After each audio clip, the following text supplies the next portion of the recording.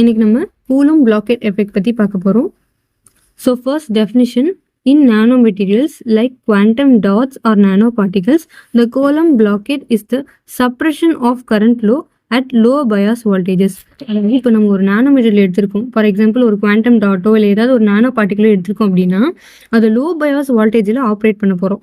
இந்த மாதிரி நம்ம ஆப்ரேட் பண்ணும்போது நமக்கு கரண்ட் ஃப்ளோ வந்து சப்ரஸ் ஆகும். இந்த சப்ரஷன் ஆஃப் கரண்ட் ஃப்ளோவை தான் என்ன சொல்கிறாங்கன்னா Coulomb blockade அப்படின்னு சொல்கிறாங்க. It occurs because the addition of even a single electron to a very small island, that is the nanoparticle, requires a significant amount of energy due to electrostatic repulsion.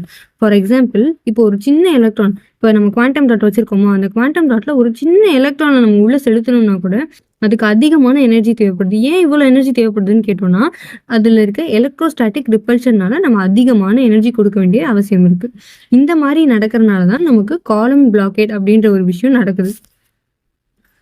So next வந்து charging energy. The energy required to add an extra electron to the island is called charging energy.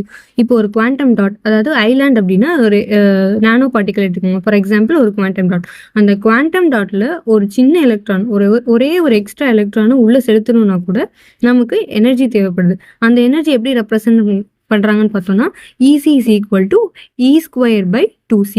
E அப்படின்னா எலக்ட்ரானோட charge, C அப்படின்னா capacitance of the nano particle.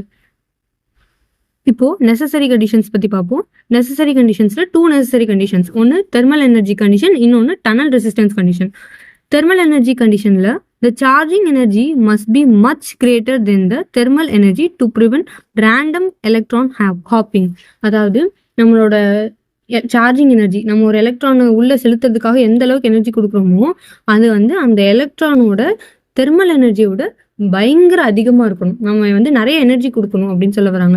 எதுக்காக கொடுக்கணும்னு பார்த்தோம்னா, ரேண்டமான electron hopping நடந்துடக்கூடாது.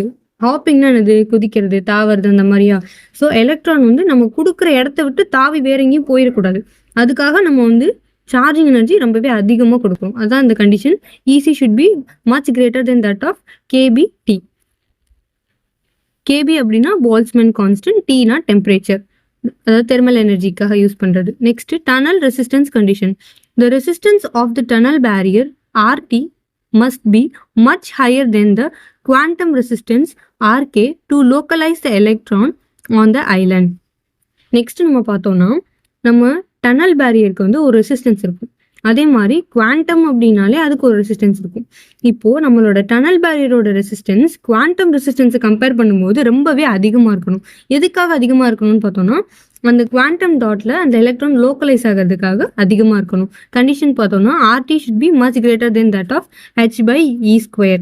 H/E² அப்படின்றது தான் quantum resistance. இதோட வந்து ரெசிஸ்டன்ஸோட எப்படி மெஷர் பண்ணலாங்கன்னா அப்ராக்சிமேட்டாக 225.8 கிலோ ஓம்ஸாக இருக்கும். வெரி இம்பார்ட்டன்ட் கொஷின் இது. 1 வேர்ட்ஸில் வர்றதுக்கான நிறைய ஆப்ஷன் வாய்ப்பு இருக்குது. Next application. This effect is the fundamental principle behind single electron transistor SET, which can control the movement of individual electrons.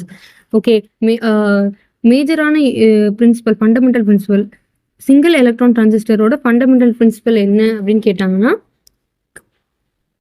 Coulomb blockade effect. So இது வந்து fundamental principal. 1 மார்க்கில் கேட்க அதிகமான ஆப்ஷன்ஸ் இருக்குது. தேங்க்யூ.